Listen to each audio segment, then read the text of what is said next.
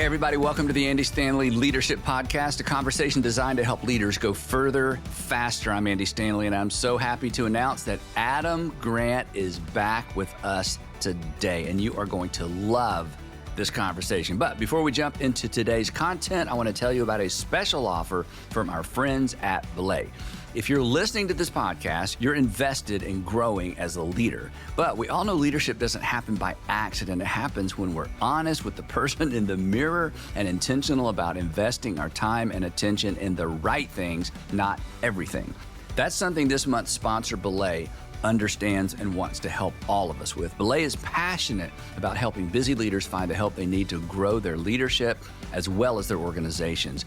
With a Belay virtual assistant or accounting professional, you can stop spending time on tedious tasks that drain you and start focusing on what matters most and why you got into this to begin with. So, if you find yourself overwhelmed with administrative or accounting tasks that aren't the best use of your time, Belay can help you find the right hire right now. This is the last month to take advantage of a special offer exclusively for our podcast listeners. Belay is giving away a free leadership toolkit to help you delegate the details, unleash your productivity, and take your leadership to the next level. Just text the word Andy to 55123 for your free copy. That's ANDY to 55123 to get intentional about your leadership with help from Belay. And now let's jump into today's content. So Adam Grant is probably not a stranger to most of you in our audience. Adam is an organizational psychologist. He's regarded as one of the world's top influential management thinkers. He's recognized in Fortune's 40 Under 40. He's a #1 New York Times bestselling author of 6 books that have been translated into 45 different languages. Currently, he's a professor at the Wharton School of the University of Pennsylvania. He hosts the TED Podcast Rethinking and the TED Podcast Work Life. If you don't follow him on social media, you should. His Insta posts are gold. Now, Adam was with us back in 2022 when we had an opportunity to discuss his best-selling book, Think Again. The response to that episode was amazing. If you missed it, you really need to go back and listen, and we will include a link in the show notes. But today, he's joining us to discuss his latest book, Hidden Potential, The Science of Achieving Greater Things. It became an instant #1 New York Times bestseller as well. Adam, welcome to the podcast. Thank you, Andy. What a treat to be back. Well, it's our treat. You're super busy and making time for this. And I know we're talking about your book, which you probably love to do, but still, you have a lot of people who want to talk to you about your books, plural. So I want to jump right in on page 4, but that's on my Kindle, so I don't really know what page it actually is. About page 4 in your book, to kind of get us started, you write, "Everyone has hidden potential. This book is about how we unlock it." And then you finish that paragraph with this: "My goal is to illuminate how we can all rise to achieve greater things." So that's 2 big promises. And to our podcast listeners, this book definitely delivers on those 2 promises, primarily because you delve into the science behind achieving great things, which none of us ever think about.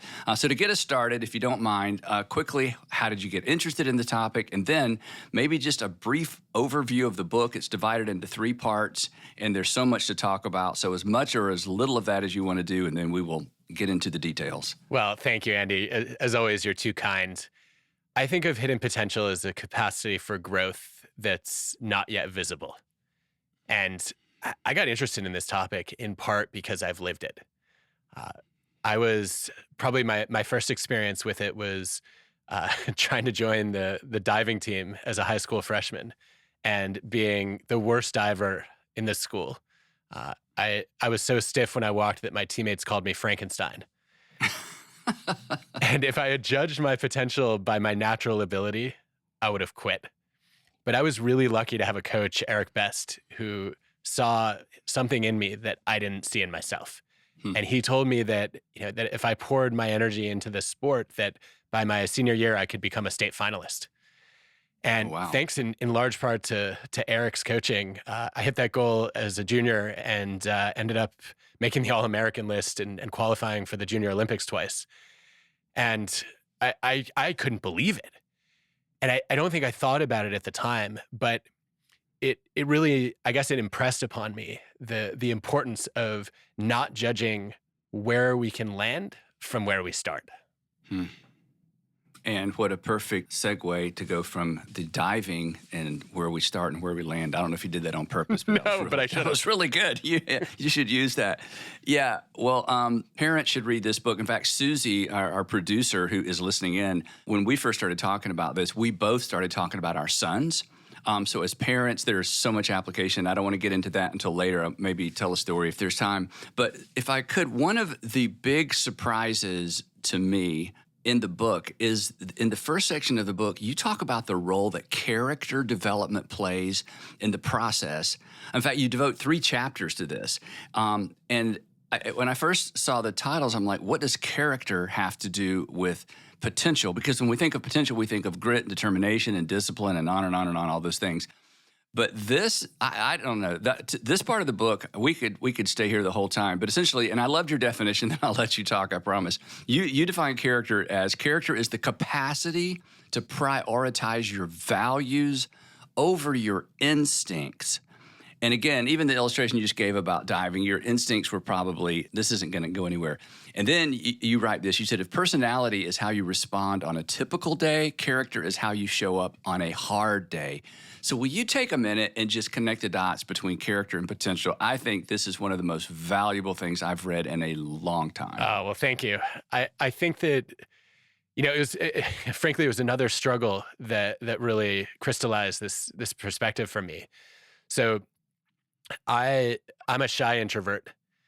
I was afraid of public speaking for a long time. And I had an incredible professor, Brian Little, who changed the way I saw the world, and I wanted to pay that forward. But I had a little bit of a challenge to overcome, which is I didn't want to stand in front of a crowd.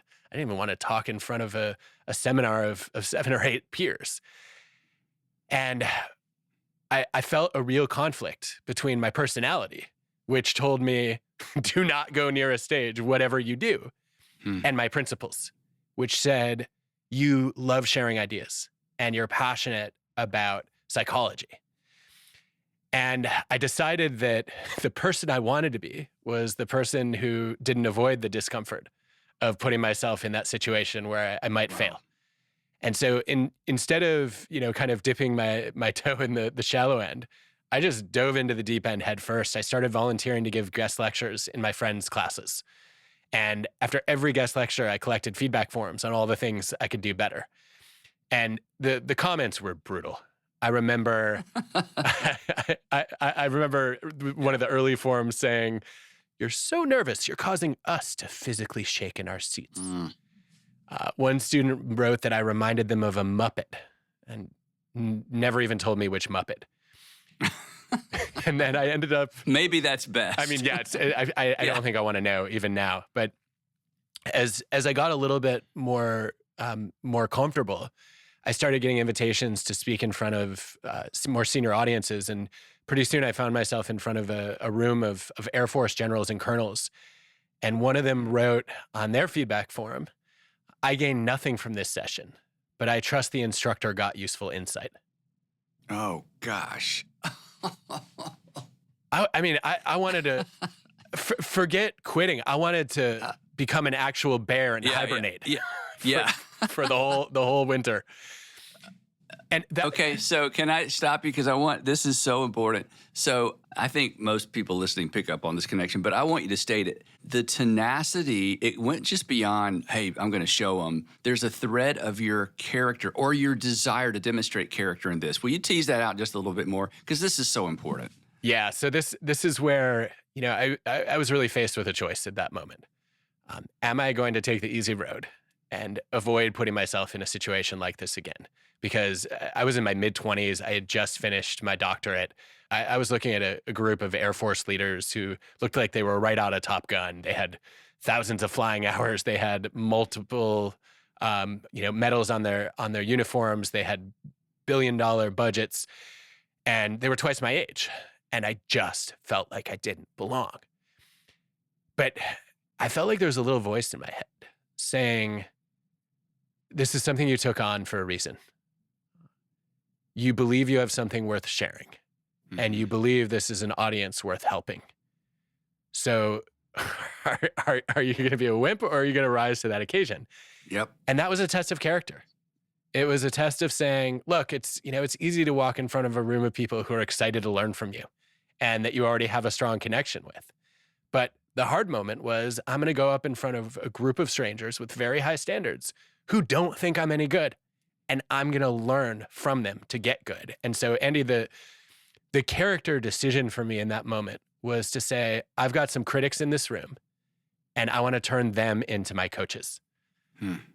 So I started asking them, what could I do better next time? Wow. And this was such a pivotal question for me because before I had only asked for feedback, which told me what I did wrong last time. And I now know there's research showing that it's actually more helpful to ask for advice than feedback because advice is forward-looking. It tells me what I can change, not just what I screwed up. And when I asked for advice, when I said, what could I do differently next time? I got very specific, actionable, concrete tips. I remember one of the Air Force leaders saying, everybody can tell that you're a kid. You might as well call out the elephant in the room. And I went, I actually, part of the reason, I'd like to say, this was a great moment of character for me, but I had committed to do a second session a week later, and I just felt it would have been a violation of integrity to walk out that late. So I knew I had to do another one, and I got this advice, and I realized I'd made this fundamental mistake before, which is I had come in and I had tried to explain my credentials and demonstrate my expertise. I talked about all the research I'd done and the degrees I had, and that didn't impress this audience. Yep. So I took the advice I got and said, all right, I'm going to call out the elephant in the room. And I walked in front of a group of Air Force leaders. I remember looking at their nicknames on their name tags. There was Gunner and Striker and Sand Dune. And I looked at them and I said, my first words to them, I know what you all are thinking right now. What could I possibly learn from a professor who's 12 years old? Yeah. They were not amused until one of them jumped in and said, that's ridiculous. You got to be at least 13. Yeah. And it broke the ice. And I covered a lot of the same content, but we had a different kind of relationship. And I think what I was trying to send there was a character message, which is, I know I'm not on a pedestal. I want to have a discussion where we can learn from each other. And I hope the combination of your experience and my evidence will actually lead to some new insight. And the comments I got afterward were much better. And it was a great lesson for me. Well, I had some questions about that I wanted to get to in a minute, but let's just go ahead and talk about this. This is so important because, and use your own language around this. I tell our communicators all the time, really any of our young leaders, I'm like, look, part of being a leader is having the character. This is why I love these chapters. It requires character to step into a role you're not prepared for, you're not adequate for, you're in over your head. And whenever leaders are put in that situation or step into it, you really have one of two choices. You can pretend and posture, and everybody sees through that in about 30 seconds, especially mature people. Or you step into it and you own your inadequacy and you realize that being the leader here isn't about making all the decisions. It's about making sure the decisions are right, which means you have to be a learner.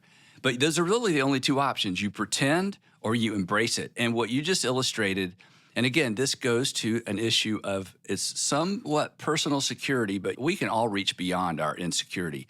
That is a statement of personal character. And I just think this is an extraordinary dot to connect with hidden potential. One other quote, you write, becoming a creature of discomfort, which is what you just illustrated, becoming a creature of discomfort, which is a choice, can unlock hidden potential. Summoning, this is so great, summoning the nerve to face discomfort is a character skill. I just got to read that again. Summoning the nerve, because I want you to talk about this. Summoning the nerve to face discomfort is a character skill.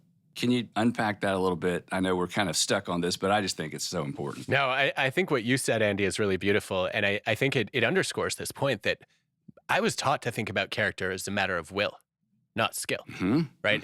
Whenever we talk about virtues, we think about, well, it's a value, it's a motivation, it's something I want.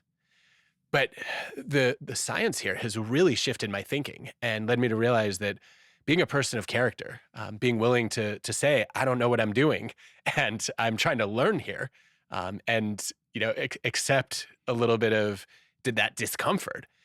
That's as much skill as it is will. And I think the evidence that started to shift my thinking on this was actually the research on the classic marshmallow test. So I think you're familiar with the Walter Mischel work here, where basically preschoolers are put in a room. Delayed gratification. Exactly. Yeah, go ahead. Yeah, the short version of the experiment is you're offered a marshmallow, and you're told if you can wait a little while to eat it, until I come back, I'm going to give you a second marshmallow. And so the test is, can you delay the gratification of eating the one now to wait for the two later? And the striking finding was that the longer kids waited for the second marshmallow, the longer they could delay gratification, the better their grades and SAT scores about a decade later. And so there was seemingly something about willpower that allowed them to, override temptation and, short-term pleasure for long-term growth and gain. But if you take a closer look at those experiments, one of the things you see is not extraordinary willpower, but just basic skill power. The kids who end up resisting the temptation of the one marshmallow are not the ones who, just have this superhuman capacity to stare at the marshmallow and say, I am not going to eat that, no matter how delicious it looks. What they do is they find little tricks to make it less tempting. There's one kid who literally hides the marshmallow so he doesn't have to look at it. There's another who rolls it up into a ball and starts bouncing it, and at that point it's gross. You don't want to eat it. And what I've realized through watching these videos is these kids have very basic skills that make the uncomfortable task less uncomfortable. And I think that's a big part of character.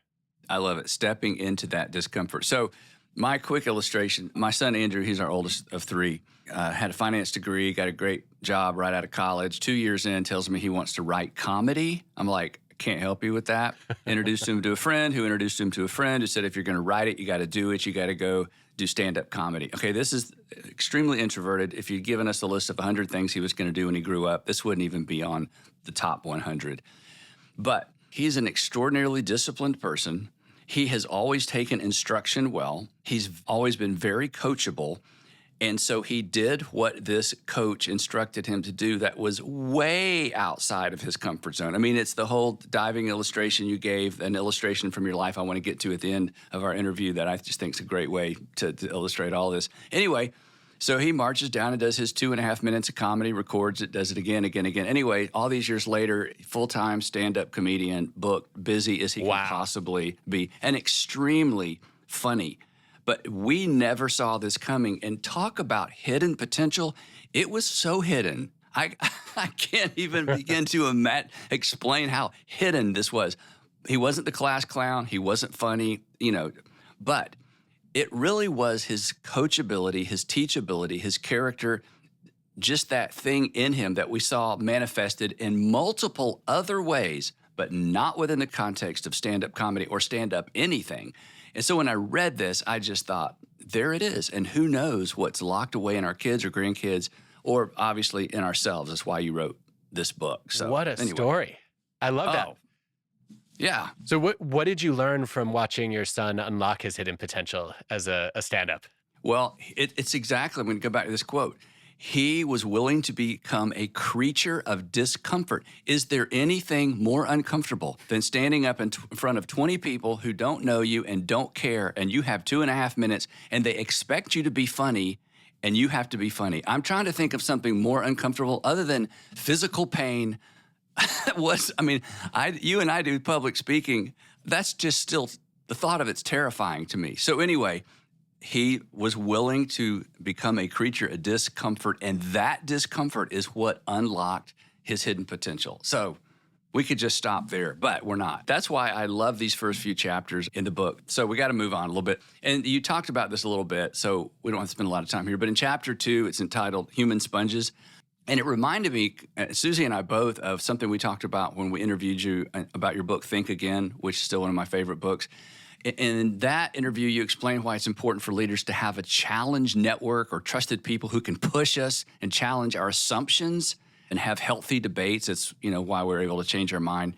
But in Hidden Potential, you talk about the same idea when it comes, as you mentioned a minute ago, to feedback.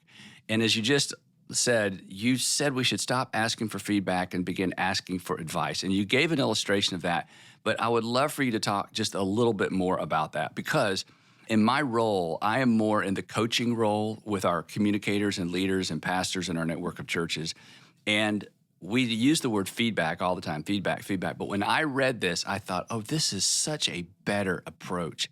And I'm going to have them read this section of the book. They'll probably read the whole book once I force them to read this section. And what I'll do, I'll buy them all the books. Say, I only want you to read this part, but good luck stopping there. Because to the degree that I'm willing, not just to receive, because we receive feedback, because people give us feedback all the time, but to ask for advice from people, and I think this is important, to ask for advice from people who don't know as much about what we do as we do. That is not intuitive, right? You think, no, if I'm going to ask for advice, I need to ask experts. And I think what you allude to here is the opposite of that, and it's so powerful. So, sorry, I did all the talking, but go ahead and talk a little bit more about advice versus feedback. I think this is great. Yeah, no, I think that there are a couple of interesting nuances to capture here. So the first one is, I think what happens to a lot of people when they ask for feedback is they only have cheerleaders and critics in their lives. The cheerleaders are the people who just applaud their best self, and the critics are the people who attack their worst self.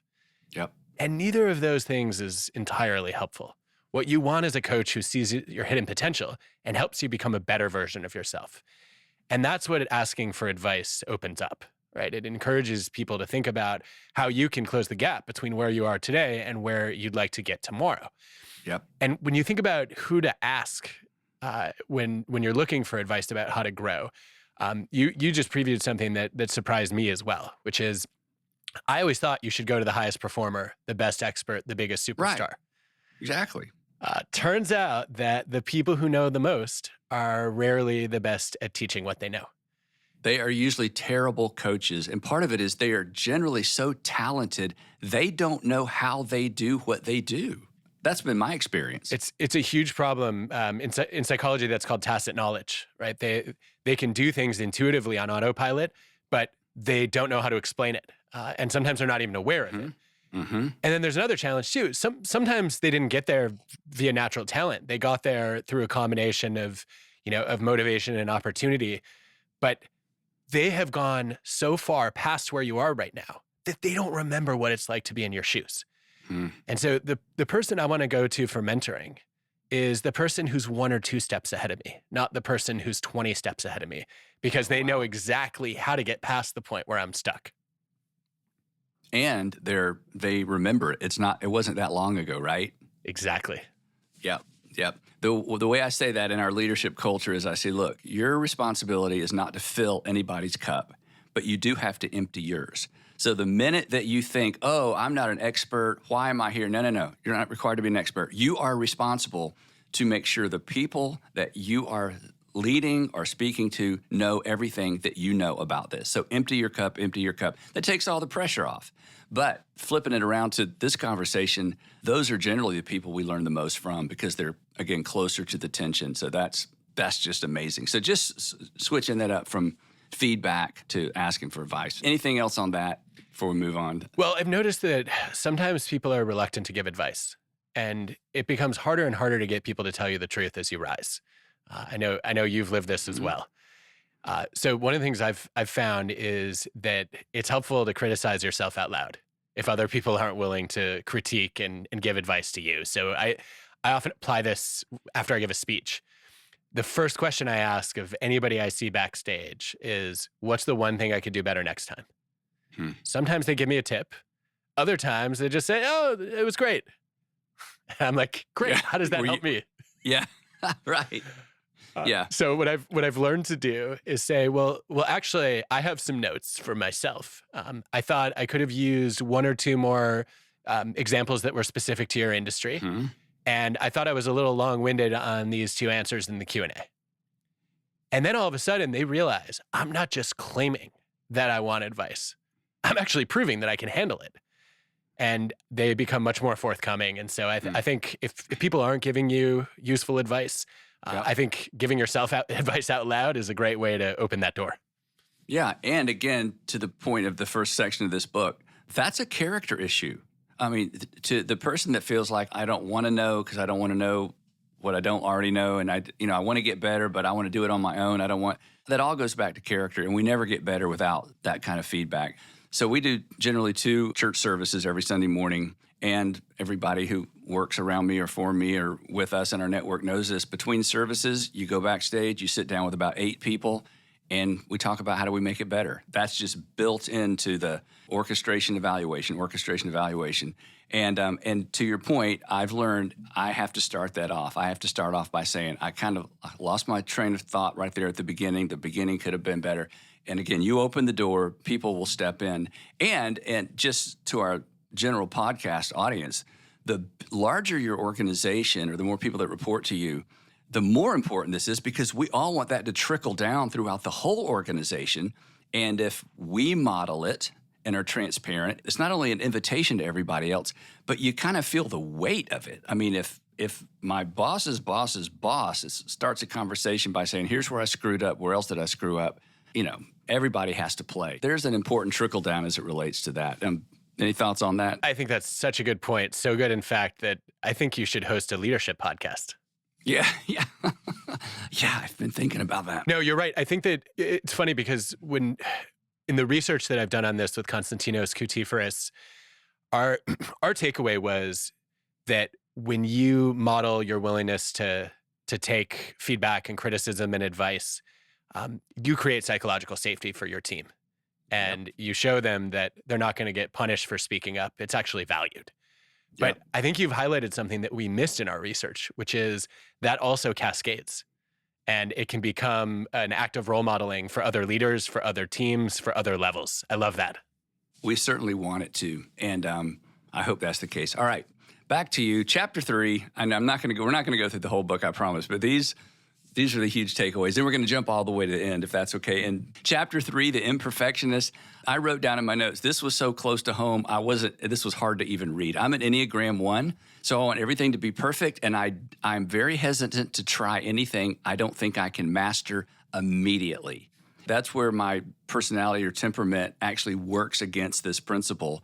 And I have to be so intentional because my self-talk is not helpful. I mean, it keeps me not only in my lane, but like in a portion of my lane where I feel like I can succeed. And so this whole thing of perfectionism, and if you would, you talk a little bit about this tension between excellence and perfectionism. We want it to be excellent, but perfectionism is an obstacle. It is not an advocate to our unlocking our hidden potential. Just talk about that for a minute. Well, let me confess something a little embarrassing. About a year ago, I sat down to write an assessment of character skills to put on my website because I've always found that readers like to gauge where they are on the things I'm writing about. And as I always do when I write an assessment, I took it. And I turned in the book. I was so proud that I had transcended my bad perfectionist habits.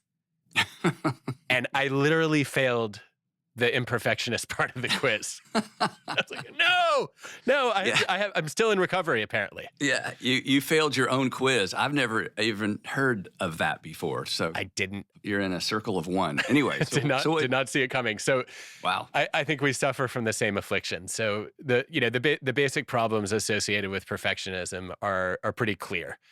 We know that when you expect to be flawless, you stop trying anything where you might fail or struggle. Yep. And that means you don't take risks.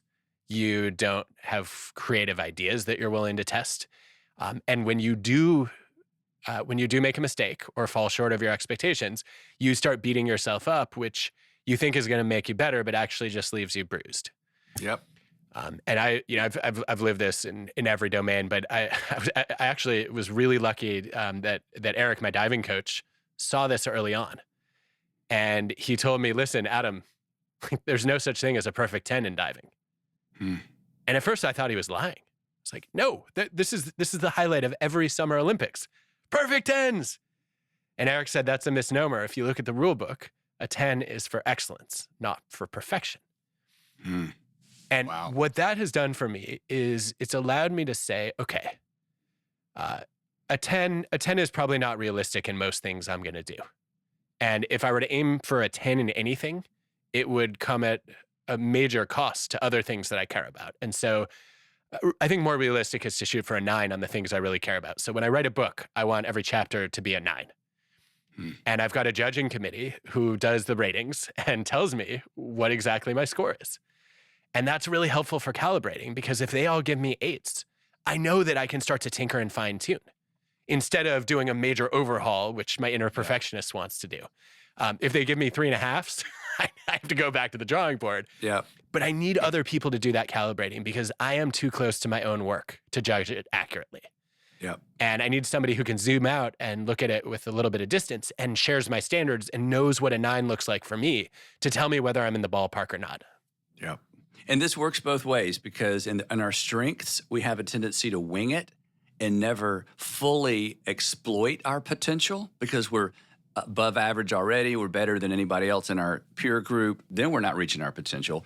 But then the opposite is true as well. What you just said, one quote in that section, you said that I'm kind of summarizing 2 ideas. That you talk about the danger of perfectionism, why it throttles our potential. And then you have this great statement. It makes our comfort zone smaller. It makes our comfort zone smaller. And I don't know. That was very convicting. Like I said, I almost didn't finish that section of the book. If you hadn't, you would have just been shrinking your comfort zone. Well, that's exactly right, because I was so uncomfortable reading about myself. Anyway, pulling out a little bit for our podcast listeners. I mean, again, we're way down in the details of this book. It is so phenomenal. So anyway, so everything we've discussed so far is in the first of 3 sections of the book. So I'm going to skip all the way to section 2, chapter 6. You talk about the fact that other people often recognize our potential. This is so great. Other people recognize our potential before we do, and your diving illustrations are a perfect example of that. You wrote, "We reach the greatest heights when we attach our bootstraps to other people's boots. If multiple credible supporters," this is so important, "if multiple credible supporters believe in us, it's probably time to believe in them." If multiple, and to all of you listening, I just want you to think about what your grandmama said, what the people around you say, that if you've got an inner critic like me that shouts so loud, if multiple credible supporters believe in us, it's probably time for us to believe in them. Talk about that a little bit. Well, what's funny about the genesis of this is it came out of a conversation I was having with a researcher who studies imposter syndrome. Basima Tufik. And Basima was finding that people who have imposter thoughts actually end up being more effective at their jobs than people who have them less frequently, because when you feel like an imposter, there's this gap between other people's expectations of you and what you think you can do, and you become really motivated to close the gap. And Basima was mentioning that a lot of people were just they were having a hard time believing that they were as good as other people thought they were. Yep. And all of a sudden it hit me. This is kind of arrogant. There are 6 people telling me that I am ready for this role, that I'm up to this challenge. Yep. But I know better than all of them. And I thought it was, not only arrogant, but also ironic that, on the one hand, you're saying, I don't know what I'm doing. And yet, on the other hand, you're saying, but I definitely know that I don't know what I'm doing. Yeah. Well, the quote I pull out of the book, it says, if other people believe in you, you should probably start believing them, right? Yeah. If I don't think I can do this, but other people do, well, why would I believe myself when I already have acknowledged the fact that I don't really know what I'm doing? Yes. So if other people believe in you, you should probably start believing in them. We should put that in all of our kids' rooms. Yeah. Well, I think part of the reason this happens is people think, well, I know more about myself than anyone else does. And that is true, right? You have more information about your own trials and tribulations and triumphs than anybody else does. But you're not neutral about those. Right? You're biased. And if you are a perfectionist, if you have a tough inner critic, as you were saying, Andy, then you're going to see the worst in yourself. And that's when you need somebody, or ideally a group of people, who independently can make judgments about you. And if you trust their standards and you think they're viewing you accurately and consistently, then you should discount your own opinions of your capabilities and put a lot more faith in theirs. Yep. In the epilogue, you write, if you doubt yourself, shouldn't you also doubt your low opinion of yourself? If you doubt yourself, go ahead and doubt your low opinion of yourself as well and listen to those people. That's so great. When I was in probably 9th or 10th, maybe 11th grade, I had a best friend. A lot of our podcast listeners know his name's Louis Giglio. He's a super extraordinary leader, leads big organization and evangelical world. And we grew up together. And we had a student pastor in our youth group at our church, my dad's church, named Mary Gillerstadt. Mary is over 100 years old now. She's still alive, and she's amazing. And I specifically remember a Sunday, Louie and I were just goofing off. We were troublemakers. We were disruptive.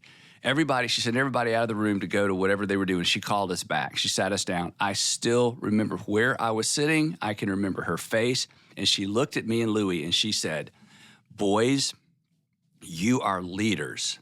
Both of you are leaders and you're influencers, and I need you to lead. And I remember thinking, I don't want to be a leader. That was don't put that on me. Don't put that responsibility on me. I don't want to be a leader. But she said, you are leaders, and I need you to lead. I mean, to this day, Louie and I just love Mary, and she spoke that into us, but she saw that in us, and that was extraordinary. So this is such a big deal. If you doubt yourself, shouldn't you doubt the low opinion of what an other example people about yourself? You know, I think there's another lesson in that story too, which is I want the leader who's reluctant to assume the mantle. Plato said it first, right? That we should choose the leaders who are likely to be wisest, who are most reluctant to govern because they're not seeking power. And then Douglas Adams wrote about it too. And I think whenever, the ancient Greek philosophers and the modern British sci-fi writers make the same point, we ought to listen to them. But we had a PhD student, Danielle Tussing, who's now at Buffalo, who showed in her dissertation that a little bit of reluctance can actually contribute to your effectiveness as a leader. Because when you're not 100% sure that you want that position of authority, you're a little bit more likely to know that you don't have all the answers, and you become a little better at empowering the people around you. And so I think that choice of you is not only a lesson around believing the people who can see you from a little bit of a distance, but also don't let that reluctance stop you from rising into a leadership role. It actually may be a resource to make you more effective as a leader. Yeah. And somebody sees that potential. So you have great research around that. So mine is a little more shallow. Remember in the movie Gladiator, Marcus Aurelius, wants Maximus to step in and reform and the Republic and bring the Republic back. And Maximus says, with all my heart, no. With all my heart, no. Like, I am not the person for this. And Marcus Aurelius says, that's why you must. That's why you must. Because you don't want it. You are the one to do this. Anyway. No, that's a great example. And of course, you have to be careful about gaming the system then. If people find out that, saying, oh, no, I'm not worthy, not me, is a way to get the role, then you have a lot of fake reluctance. Well, I think you can see through that, though. And we've both seen people with that false humility, and you're like, I think you believe this. Okay, so as we wrap up, and I hate to wrap up, but as we wrap up, I want to mention something that you divulge in the epilogue of the book. Correct me if I didn't summarize this correctly, but in the very end of the book, you talk about before classes started at Harvard, everyone was required to take a writing exam, and that your grade on this writing exam would determine your placement in the freshman writing seminar. And then you were worried about it, and a second-year student, or third-year student, assured you, oh, don't worry about it, don't worry about it. Only jocks and international students fail this, and then you failed it. So I just want to say to you, and then I'll let you make some parting thoughts. Hey, on behalf of literally millions of readers who have been helped and inspired by your writing, Adam, thank you for not giving up or shying away from becoming a writer when that little ding to your confidence, that could have been the thing that's like, okay, writing's not for me. I've got to shy away and do something else. So your character in that moment is just such a great illustration of the entire book and what you have done and the gift you are to leaders and managers and just readers is remarkable, even though you failed the writing test. So anything else you want to add about the book or just anything else as we wrap up? Yeah, I appreciate that, Andy. I think, I was really lucky to have a great writing teacher that freshman fall, Lisa Ratmansky, who literally took what I thought was, a set of a set of skills that I couldn't learn and showed me. I think the thing I struggled the most with was structure and signposting. I had all these ideas swirling in my head, and I was connecting dots mentally that were just not clear for readers on the page. And a semester of pouring myself into developing that skill with her was hugely valuable. I think that for me, the broader lesson from that story was to say, the imposter in me was saying, I don't know what I'm doing. And it's only a matter of minutes until everyone finds out. Yep. And a better approach was, to think about having a growth mindset and saying, I don't know what I'm doing yet. And it's only a matter of time until I figure it out. Oh, wow. Wow. That's great.